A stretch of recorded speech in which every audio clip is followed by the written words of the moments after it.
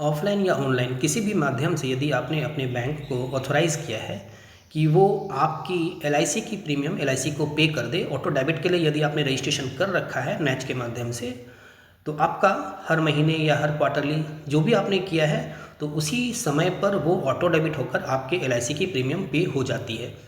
लेकिन बहुत बार ऐसा होता है कि आपकी प्रीमियम इनसफिशिएंट बैलेंस के कारण या किसी टेक्निकल फॉल्ट के कारण वो ऑटो डेबिट नहीं हो पाती और उसके बाद समस्या उत्पन्न होती है। तो आज इसी पर डिस्कस करेंगे। इसके पहले भी इस चैनल पर वीडियोस अपलोड की जा चुकी हैं जिसमें यह बताई गई है कि आप ऑटो डेबिट के लिए ई नैच रजिस्ट्रेशन कैसे करेंगे। यानी आपने अगर एलआईसी की पॉलिसी ले रखी है तो उसमें से आप चाहें तो ऑटो डेबिट के लिए ई नैच रजिस्ट्रेशन एलआईसी की वेबसाइट पर जाकर कर सकते हैं। तो उसकी डिटेल्ड वीडियो उस पर अपलोड है, आप उसको देखकर सीख सकते हैं कि किस प्रकार से आप ये ऑटो डेबिट के लिए रजिस्ट्रेशन करेंगे। साथ ही कुछ लोगों की यह शिकायत होती है कि मैंने किसी और समय पर पॉलिसी की थी और ऑटो डेबिट किसी और समय पर हो रहा है। जैसे मान लीजिए आपने 1 तारीख को पॉलिसी की थी, लेकिन लोगों की शिकायत होती है कि मैंने 1 तारीख को की है तो ये ऑटो डेबिट 1 तारीख को होनी चाहिए, लेकिन 1 को नहीं होकर ये 7 को होती है। तो इस चीज़ को भी आपको ध्यान रखना है कि ऑटो डेबिट के लिए एलआईसी ने 4 ऑप्शंस दिए हैं, यानी 4 डेट्स को ये ऑटो डेबिट होते हैं। 7, 15, 22 और 28 हर महीने की इन 4 तिथियों को ही ऑटो डेबिट होती है। यदि आपने 1 से 7 तक की पॉलिसी ली थी, यानी आपकी डीओसी यानी डेट ऑफ कमेंसमेंट, यानी जिस समय आपकी पॉलिसी स्टार्ट हुई थी जिस डेट को, वो डेट अगर 1 से 7 के बीच है, 1 से 7 के बीच है, तो वो 7 को ऑटो डेबिट होगी। यदि 8 से लेकर 15 के बीच आपने ये पॉलिसी की है तो ये 15 को ऑटो डेबिट होगी। यदि किसी महीने की 16 से 22 तारीख के बीच आपने ये पॉलिसी की है तो ये 22 तारीख को ऑटो डेबिट होगी।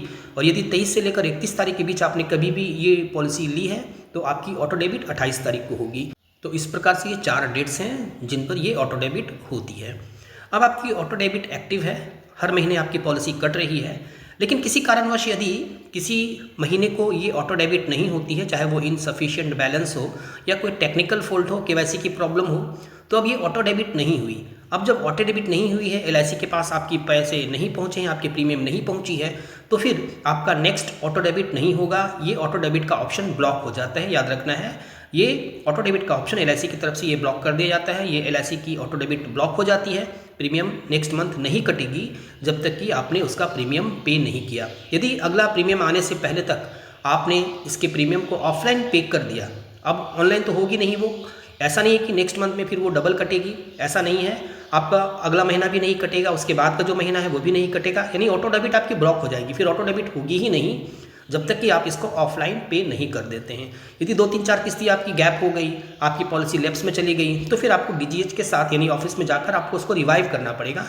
लेकिन दूसरी किस्ती आने से पहले यदि आपने उसको ऑफलाइन पे कर दिया, यदि आप चाहें तो फ़ोन पे के माध्यम से भी ऑनलाइन कर सकते हैं, ये भी ऑफलाइन पेमेंट ही कहलाएगी। मतलब ये डायरेक्ट ऑटो डेबिट नहीं हुई, ऑनलाइन पेमेंट हुई, लेकिन ऑटो डेबिट के ऑप्शन के अतिरिक्त हुई। तो आप चाहें तो फ़ोन पे, गूगल पे से भी पे कर सकते हैं, या फिर ब्रांच में जाकर आप अपनी पॉलिसी की प्रीमियम पे कर दें, तो नेक्स्ट जो ऑटो डेबिट है वो एक्टिव हो जाएगी और फिर अगले महीने से आपकी ऑटो डेबिट चालू हो जाएगी।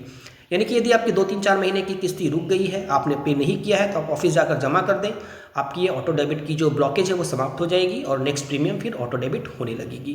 तो आपको प्रयास करना चाहिए कि आपके अकाउंट में सफिशिएंट बैलेंस हो जिससे कि ये समय पर ऑटो डेबिट हो जाए, वरना बहुत हाई चार्जेस काटी जाती है। जिस प्रकार से एक चेक डिज़ोनर का चार्ज होता है, उसी तरह का चार्ज यहाँ पर लगता है। वो नैच डिज़ोनर चार्ज लगेगा।